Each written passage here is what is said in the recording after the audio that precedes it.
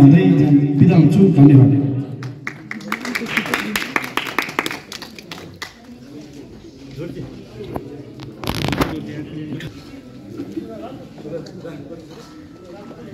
यस एकीकृत बचत तथा ऋण सहकारी संस्था लिमिटेडको 17औं वार्षिक साधारण सभामा हाम्रो निमन्त्रणालाई स्वीकार गरी आफ्नो अमूल्य समय दिई उपस्थित हुनुभएका संस्थाका संस्थापक अध्यक्ष तथा सल्लाहकार लक्ष्मीनारायण टाम्राकारज्यू, उहाँ अघिसम्म हामीसँगै हुनुहुन्थ्यो। मलाई लाग्छ अहिले उहाँ आफ्नो विशेष कामले गर्दा हिँडिसक्नु भएको छ।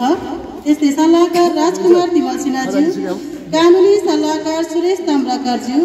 निर्वाचन समितिको संयोजक श्री एकी प्रसाद उमागाईज्यू,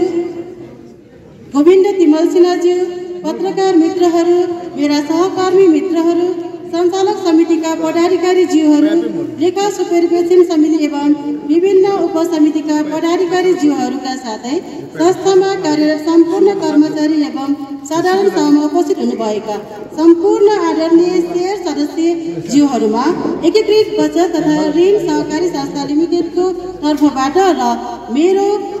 व्यक्तिगत तर्फबाट पनि हार्दिक स्वागत एवं सहकारीमय अभिवादन टक्राउन चाहन्छु।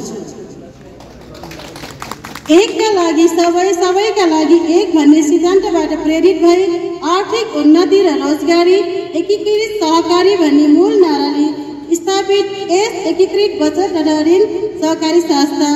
आर्थिक तथा सामाजिक रूपमा समान आवश्यकता भएका व्यक्तिहरू मिलेर यस संस्थाको स्थापना भएको हो। यो संस्था सहकारी सम्बन्धी विविध कानुनहरू पालना गर्दै सबै मिलेर काम गर्ने भन्ने सहकारीको मूल मर्मलाई आत्मसात गरी व्यक्ति, परिवार, समाज र समग्र राष्ट्रको आर्थिक सामाजिक हित गर्ने, रोजगारी सृजना गर्ने, आम्दानी बढाउने, गरिबी निवारण गर्ने, देशको कुल राष्ट्र उत्पादन वृद्धिमा टेवा पुर्याउने, सरकारको 3 खम्बे आर्थिक तथा विकास नीतिलाई सफल पार्ने, आर्थिक असमानता हटाउने, आत्मनिर्भरता बढाउने, समाजमा दिगो विकासको अवधारणा लागू गर्ने, पिछडिएका सीमान्तकृत महिला, जनजाति, आदिवासीलाई संगठित गरी नेतृत्व क्षमताको समेत विकास गर्ने, स्वावलम्बी रोजगार र उद्यमशीलताको विकास गर्ने, स्थानीय स्तरमा कृषि, पर्यटन, लघु उद्योग, पशुपालन, कला र संस्कृतिको विकास गर्ने आदि सहकारीका मूल महत्त्वका विषयहरू हुन्। यही तथ्यलाई स्वीकार गरी एकीकृत बचत तथा ऋण सहकारी संस्थाले सहकारीको मूल्य, मान्यता र सिद्धान्त, स्वैच्छिक सहभागिता, समान लगानी, सदस्य एवं मालिक, ग्राहक, सदस्य प्राप्त व्यक्ति मात्र आर्थिक कारोबारमा संलग्न हुने गरी सामाजिक विकासमा योगदान, कार्यविधि र नियम बनाई आदि लगायत दीर्घकालीन सोच समेत राखेर यस संस्थाको स्थापना काभ्रे पलाञ्चोक जिल्ला स्थित पनौती नगरपालिकामा भएको हो। यो संस्थाले विशिष्टीकृत भूगोल, फरक सामाजिक परिवेश, सामाजिक मूल्य र मान्यता, आर्थिक परिवेश, स्वरोजगारको अवस्था र शेयर सदस्यहरूको आकांक्षा र आवश्यकतालाई पूरा गर्नको लागि संस्थाको विभिन्न विषयहरूको अध्ययन गम्भीर रूपमा गर्दै नयाँ कार्यक्रमहरू थप गर्दै गएको बेहोरा जानकारी गराउन चाहन्छु। यस संस्थाले बचतकर्ताको बचत स्वीकार गर्दै उपयुक्त स्थानमा ऋण लगानी गर्दै राष्ट्रिय अन्तर्राष्ट्रिय परिवेशलाई समेत अंगीकार गर्दै अगाडि बढ्दै सिक्दै र सिकाउँदै विभिन्न तालिमहरू सञ्चालन गर्दै सामाजिक सञ्जाल मार्फत सूचना आदान प्रदान, वित्तीय प्रणालीमा मोबाइल ब्याङ्किङ, QR कोड र फोन पे समेत सञ्चालन गरिसकेको बेहोरा यहाँहरूमा जानकारी गराउन चाहन्छु। आजको युग विज्ञान प्रविधिको युग हो।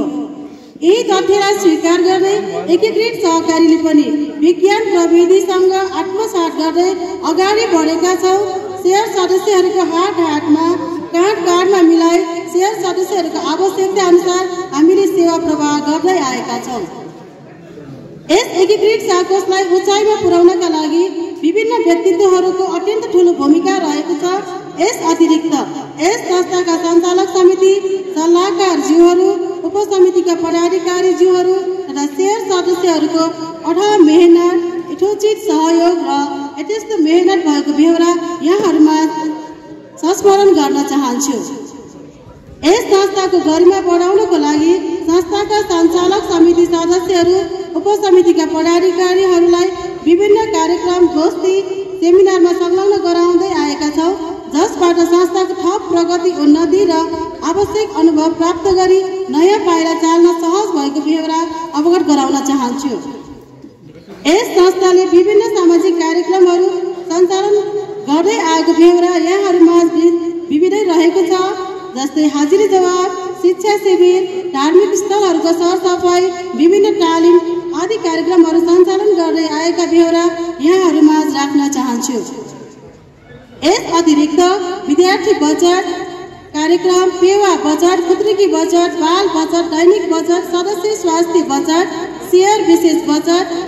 एकीकृत विशेष बचत, लघु वित्त बचत, साधारण बचत, कर्मचारी सञ्चय कोष बचत आदि जस्ता बचतका नयाँ कार्यक्रमहरू बनाउँदै लगेका छौँ। त्यस्तै गरी ऋणतर्फ कृषि तथा पशुपालन ऋण, व्यावसायिक ऋण, घर निर्माण